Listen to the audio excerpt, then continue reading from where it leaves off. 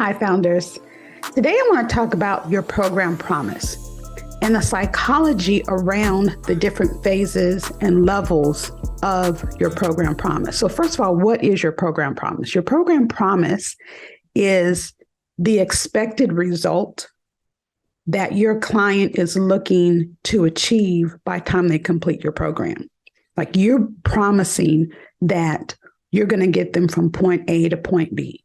When they invest into your program, you have a certain framework that's been proven to get that same result to solve the expected problem that your client or your customer, your audience, your participants, your students, however you want to title them, the result that they're looking to achieve, however you're going to solve their specific problem. But before we can even address how to actually formulate the phrase, the sentence, the guarantee of your specific program, we really need to understand the market maturity and the evolution of your specific industry. It's really important that you clarify the specificity of the claim that you're looking to help your client achieve, okay? And the more specific you can be with your message and the better you can articulate the value of your program, one, the more you can charge for your program, and two, you'll be able to attract your audience to you as an expert and as an authority in your particular subject matter. Let's look at back in the day, okay? So in like the 80s, it was a really big deal to be a life coach. Like that was the in thing, just like now online coaches are the in thing. So when there were life coaches, that's when, Tony Robbins, probably got his big start, Dave Ramsey, so forth. But as the market matured, you'll find that the message had to be more concise, clear, articulated, and targeted for a specific niche audience. So they went from, if you can kind of follow this journey, they went from being titled life coach, right? I'm a life coach and I'm going to help you accomplish your dreams. From there, it evolved to be more specific. I'm a coach to help you with health. I'm a health coach. From there, it evolved to health and fitness, and then weight loss, and then from flabby to firm. From there, I can help women go from flabby to firm. And then maybe the ultimate is I help new moms with children under the age of 2 go from flabby to firm without pills or restrictive diets. If you can see and follow how the message has really scaled and niched down through the years, and that's because the market has matured and your audience is a lot more sophisticated. They have a lot more resources. Back in the day, like we didn't have the internet, let alone computers, to do all of this research and to have the tools and the resources to really make an educated decision. And as your industry matures, your competition, is going to increase and consumers are going to be a lot more informed. With that said, there was a saying of the buyer beware, right? But now it's seller beware. Because again, consumers are more knowledgeable. Think about when, you were a teenager or, when you were in college and you were looking to purchase a car. And again, I'm probably dating myself, so, I apologize, but I am a woman of a particular age. So at that point, you really just have to trust that that the car salesman was, giving you accurate advice about that particular vehicle. We didn't have the Kelly Blue Book. We didn't have Carvana, where you can just go online, pick out the car, see all the history of the car, have the car delivered to you. That process was just completely different, let alone being able to just put in a VIN number into, a program, and you can see like the whole history of the car, how many accidents it's been in, if the owner has kept up with the maintenance, how many owners that vehicle has had, right? So the consumer now has a lot more information. And that has not always been the case.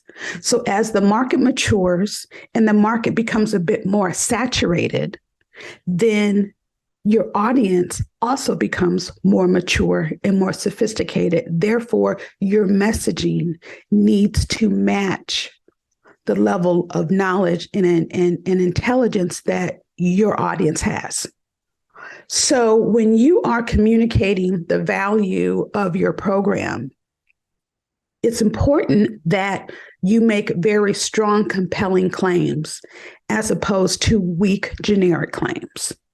So what's considered a weak or generic claim, Kamila? I'm so glad that you asked. So a weak claim would be, I help, young girls build self-esteem. I help the youth build confidence. I help students get into college. I help you achieve the goals of your dreams. I help you build the business that you've always imagined. Those are very weak, generic claims because they're subjective. There's no measurable, tangible outcome. What I would consider confident or high self-esteem could be completely different from what you or someone else might consider confidence or a high self-esteem. So you need something measurable, something tangible, something that you can prove in court, basically. Whereas if you have a strong, compelling claim, I train speakers to get approved for a TED Talk. I help secure full scholarships to Ivy League universities. It's very specific, okay? So as you're communicating to your audience, engaging, trying to build connection with your audience, it's very important that you have a strong, compelling claim for your program promise of what you can deliver, the results that you can deliver within your program. And when you can communicate that, then you know that you can increase the price for your program. And once you increase the price, you are now in a position to increase your profit margins. Okay. So competitor sophistication fuels consumer sophistication. And by that, I mean, when your competitor has a certain level of market share because they know that their result, that their marketing is going to reach a different caliber of consumer. When you think about the perception, let's just say, of the profitable blueprint, okay? So online business models are set up obviously completely different from traditional brick and mortar in-person businesses. So there are certain perceptions when you are communicating the value of your program. If you are pitching that you offer this digital course versus a consulting or coaching or a one-on-one or a counseling or therapy, something that brings more of a high touch experience, you have to think about how that is perceived by your consumer. So when you think about a digital course, you typically think, okay, that's low priced. Okay. It's probably, $49, $97, $149, somewhere in there. And it's a DIY. You have to do it yourself. There's no accountability. There's no coaching. There's no community. It's just sink or swim, basically. And very, very, very few people truly complete digital courses because there's no support. There's no accountability, right? It's more of an emotional investment or purchase than strategic. It's probably a nice to have as opposed to, I definitely need this. Think about it like when you're in the grocery store and you're in line at checkout and you see that magazine, you're flipping through it, you're like, okay, I'll go ahead and throw this into my, pile, or I'll go and grab that pack of gum. It's just an emotional, like, okay, yeah, it's not going to make or break my household, my budget. It's an emotional, spontaneous purchase. Whereas, coaching program, counseling, therapist, a tutor, some type of service provider type business model is going to be a lot more strategic because the perception is it's going to be a higher cost. I'm going to have a coach or someone, some type of facilitator there to hold me accountable. There's probably going to be curriculum. There's going to be a community. I'm going to be able to network and associate with other like-minded individuals based on whatever that subject matter is. So that whole perception builds to the level of sophistication. Okay.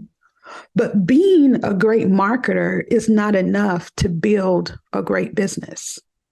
But I'd rather you focus more on being able to articulate your value and understanding your buyer's decisions. Like, what's the psychology around your audience making a buying decision? Okay. So for my ladies out there, okay, and men too, you can go shopping for your partner. And if you're making a buying decision on a Chanel bag versus a bag at Target, okay, Target's going to have these little cute purses, maybe you see a little beach bag, don't really have a need for it right now, but you're like, it's only, I don't know, $20, $25. Yeah, that's really cute. I'm going to go ahead and snatch it, right? It's not going to make or break your budget. That one purse is not going to like overload your closet.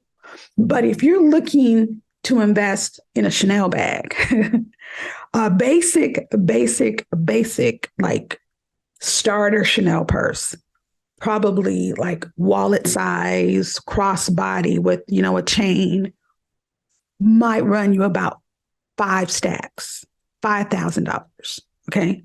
And everybody knows the Chanel brand. No one is questioning the Chanel brand, right? But to make a $5,000 investment in a Chanel purse, you might have to pause and understand and think about, how is this investment going to improve my quality of life? Are all of my bills taken care of this month and, maybe even next month before I make this $5,000 investment in a purse versus that $25 or $20 purse at Target? The way that your customer thinks and the psychology that they implement to make a buying decision is going to be different based on the value. Making a buying decision for a digital course is going to be completely different than their buying decision in a $2,000, $3,000, $5,000, $10,000 program. It's going to be totally different. Another case in point, the first like real car that I purchased as an adult, new car, was a Honda Accord. I had a Honda. Now I drive a Range Rover. The buying process and the buying decision and the psychology that I used at 26, 27 years old, purchasing my first new vehicle as an adult, is totally different than me purchasing a $90,000 Range Rover as a woman of a particular age who's married with, a child and, trying to put my son through college and, homeowner and own property, have other investments. The psychology of me making a buying decision is different. At 26, I'm focusing on what's the payment? What's my note going to be? And, how much is it going to cost to keep this car filled with gas? I probably wasn't even thinking about insurance, but that was my psychology. Like, car payment. What's the payment and how much gas? I knew it was a Honda, so I probably could take it, basically any mechanic and get something repaired. So I really wasn't concerned about that. And plus with a new car, you have warranty. So it's going to be a while before I have to really focus on that. Now, when I'm trying to purchase this Range Rover that's pushing, $100,000 just about, I'm thinking differently. Do I want to pay cash and not worry about the note? Or do I want the note based on what the interest rate's going to be? If I have a low interest rate, then I may not tie up all my cash paying for the car outright. If I can just make little payments and drag it out, which I was blessed to get a 2% interest. So at 2% interest, I'm not really trying to tie up all my cash, paying cash for this truck. But I'm also thinking about, the value, the maintenance, insurance. We have other things going on in our household that I have to take into consideration. So the psychology that I'm using to make an investment in a high-end vehicle versus a lower-end vehicle is going to be different. And the point that I'm making is that you need to understand the psychology that your buyer is going to implement as they make a buying decision about your specific program. Okay? Now, with that said, understand that when you undervalue your program, it's the same as someone bringing you a brand new Range Rover, maybe 10,000 miles on this Range Rover, but yet they're only going to charge you $2,000 for the truck. Or someone brings you a Chanel bag and they're going to sell you a $5,000 Chanel bag for $100. Your first thought is like, whoa, is that fake? Is that a fake Chanel? Is that stolen? Bootleg? Like what? Why are you selling a $5,000 bag for $100? Right? My thought, if someone's going to sell me a brand new Range Rover for, $2,000, my thought is junk. It's a lemon. As soon as I put it out on the road, it's about to break down. Because your price is not equivalent to the value. And that's the way people think when you're selling this wonderful program and you're solving this sophisticated problem, but yet you're charging this rock bottom price. They're going to think, well, she probably isn't really, he or she really isn't an expert. They probably can't really solve my problem. Like their psychology is thinking, well, if you're all that, why is your price so low? If you're getting the type of results that you say that you get, what's the catch?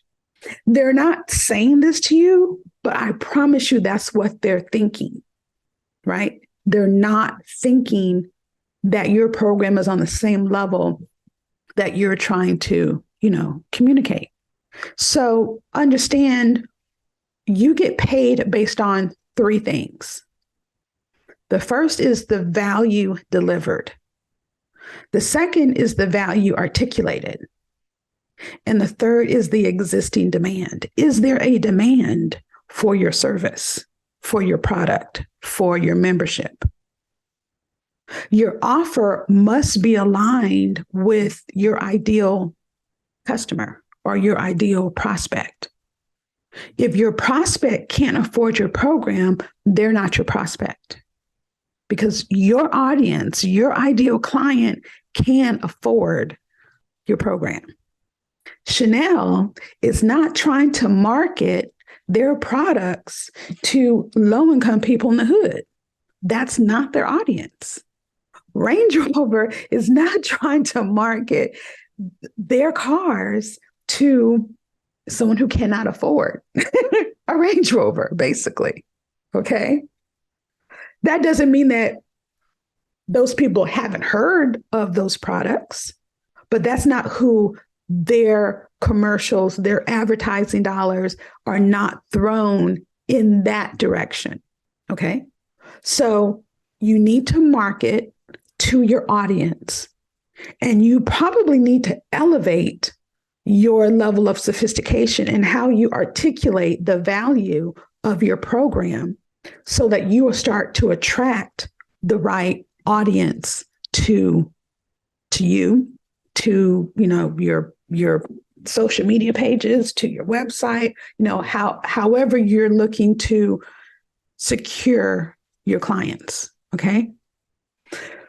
But this is something that's not really spoken in the nonprofit, sector, is, being able to strategize, market, and sell your program.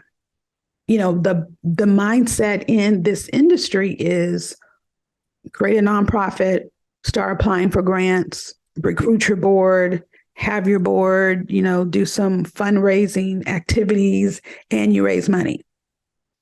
But no one's really talking about, building a business model that's going to sustain consistent revenue for your business. And so you have to be in a position to leverage and to elevate that level of conversation and that level of business strategy. So again, you are setting yourself up for success. That's why I'm here. Because as a business owner, first and foremost, like, you can forget the whole nonprofit hat. First and foremost, you are a business owner. And therefore, you need to start conducting yourself as such. And if you're going to be a business owner, you need to have a revenue generating model where you're charging a fee for your service and understanding the marketing and sales aspect of generating revenue and making your program and your business sustainable. Sales is just a transfer of belief. I have a belief of this product, of this service, of this membership, and I'm transferring that belief to you. And when you believe the same thing that I believe, then you make that investment. So write this down. There's a couple elements to the belief system of your prospects. One, they have to believe in your program. So write program. They have to believe that your program is going to do whatever it is that you say it's going to do. They also need to believe in you. They need to know, like, and trust you. They need to believe in your values, believe in your identity, believe in your personality. They have to believe that you are the one to solve the problem for them. They also have to believe in themselves. They have to believe that your program is going to work for them. They need to believe in urgency. There needs to be a sense of urgency for them. If you are a tutor for math and you're marketing your services to parents of freshmen, there probably isn't a sense of urgency because they still have 3 more years before they start applying for college. Whereas if you are marketing your math tutoring program to parents of juniors, right? Juniors are going to be taking their SAT in the spring, and in fall, they're going to start applying for colleges. So they need to get that math score as high as possible, that math grade as high as possible. So when they start applying to colleges, it's a more efficient representation of what they can do, right? So there's a sense of urgency. They're trying to apply for a scholarship, or they're trying to apply for an engineering program, or they're applying for the dream college that they've always wanted to attend. There's a sense of urgency. Those freshman students, they're not, those parents and the students, they're not worrying about that right now. They have time. So there needs to be a sense of urgency. And they have to also believe in the vehicle to get that particular result. What is the vehicle that you're using within your program to get your audience to that desired result? What does that vehicle look like? Is it a curriculum? Is it a one-on-one, consulting, counseling? Is it, a workshop? Is it a workbook? Is it like a certain method that you have? Is there a formula? Is there a recipe? Like, they have to believe that you have that framework that's going to solve that problem for them. So within the level of sophistication, you need to understand that there's 3 levels of awareness for your audience. Write this down. There's unaware, problem aware, and solution aware. Okay? When your client is unaware, they don't even realize that they have a problem. They're just going around, life, but they haven't even taken the time to diagnose, I have a problem and I need to get this problem addressed, right? That's unaware. They're just oblivious. Then there's problem aware. Now they realize, okay, I do have a problem, but I'm not quite sure what's the most effective way to articulate what my problem is or how to solve my problem. And then there's solution aware. That's when you are able to identify my program has the values, I have the container, and I have the promise to deliver on the problem that you want solved. Okay? So when you can understand where your buyer is positioned in terms of their awareness, then you know how to communicate the most effective message to them. Because most of us, as we are marketing our online programs, we're focusing on the solution. My program is the best. I can solve this problem. I have this online course, or I have this online counseling service, or I have a done for you, type business model, whatever it is, you're focusing on how your program can solve their problem, but they're not even there yet. And 90% of us are marketing with that mindset, when we really should be focusing more on helping our buyer identify the problem that they have so that they can understand the correlation of how your program can solve that problem. They may not even be really consciously aware of the problem that they have, or the consequences of that problem. So my audience, again, nonprofit founders with online programs. But if you are a nonprofit founder and all you know is you need money, you may not be sophisticated enough in your market, in your industry, in your subject matter to really understand that you need a business model where you can start charging a fee for a service, a product, or a membership. You're just thinking, I'm nonprofit. I probably need to get a better board. because my board's not really doing anything. They're not active. They're not bringing relationships to the table. They're not bringing resources to the table. I just need a new board so they can go out and start raising funds. Or you're thinking, I need some money, so I need to go find a grant writer who can write some grants for me. And then you hire this grant writer and they're not winning the grant, or you're not being awarded the grant, not because they're not effective, but because you don't have a business model where funders are going to trust that it's sustainable enough to make an investment in. Funders are not going to throw money at a program with no outcome, no results, no proven process, no clients, no consistency, no sustainability. Like they're just not going to do that. So you're thinking, my problem is that I need to go hire a grant writer. Oh, I need a new board. You don't even realize that it's not them, it's you. You need a business model that's going to generate revenue. And once you start generating revenue, then the funders are going to come and support you. Then your board has a mechanism to go out and approach their contacts and their relationships so they can start making donations, but they have nothing to buy into. It's just like, you're praying, to God for a blessing, but you're not doing the work. And when you do the work, that's when you give him something to bless. So you can't just sit here and it's like, oh God, I really need a blessing. I really need, this or that to happen. It's like, okay, well, do your part. When you do your part, then you can give him something to bless. But if you're just sitting there, just praying and hoping and praying and fasting, and you're doing all of that, like it's just not going to happen.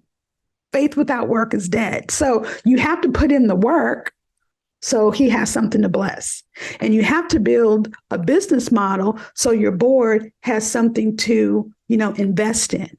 You have to have a business model so that you can get the results and you start having a track record of success. So funders are willing, able, and they're believing that this is a worthy investment. Is that making sense?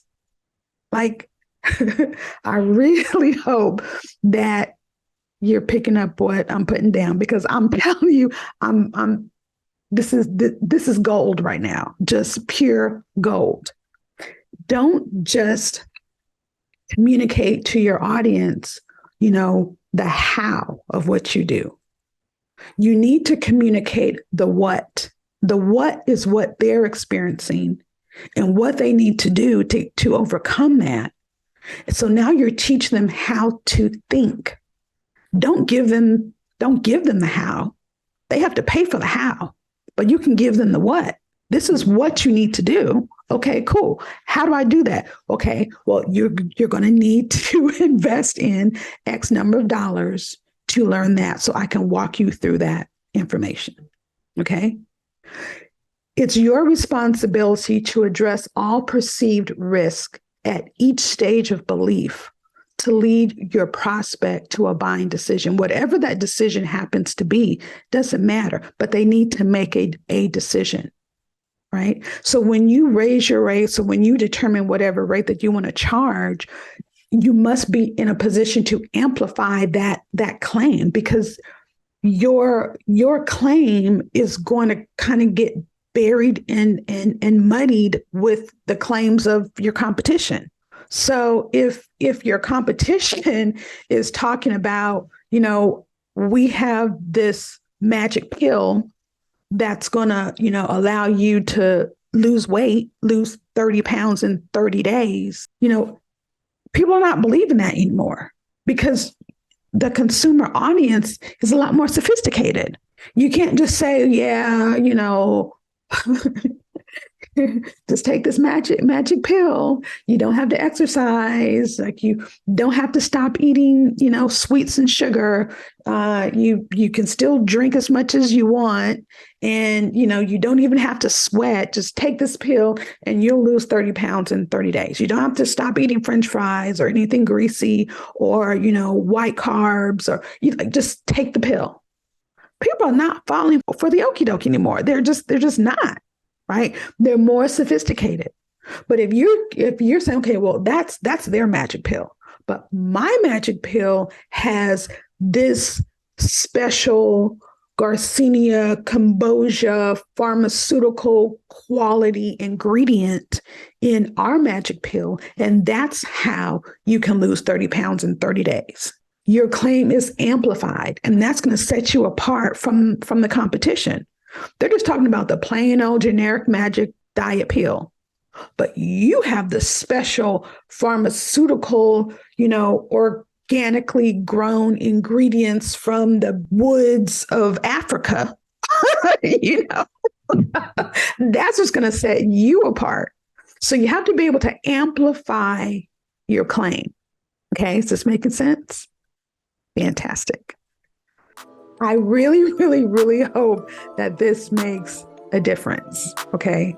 I want you to clearly understand that, again, the more significant and the more sophisticated problem that you're solving, you're really going to need a more sophisticated message that can be amplified so it can set you apart from your competition.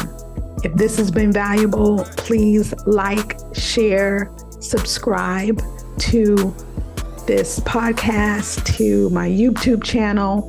And if you feel that, this is a program that you want to see if we are a match to help you generate consistent revenue in your online business, I welcome the opportunity for you to apply to the Profitable Blueprint or to the $1 Million CEO. You can go to the link somewhere around this podcast or this video. We welcome the opportunity to work with you, get on a strategy call with you. You can email my team, or again, you can apply. But I want you to understand nothing is going to happen until you're able to understand how your audience makes their buying decisions. Okay? So it's been real and it's good. I'm here to be an answer for you and to you. So be safe.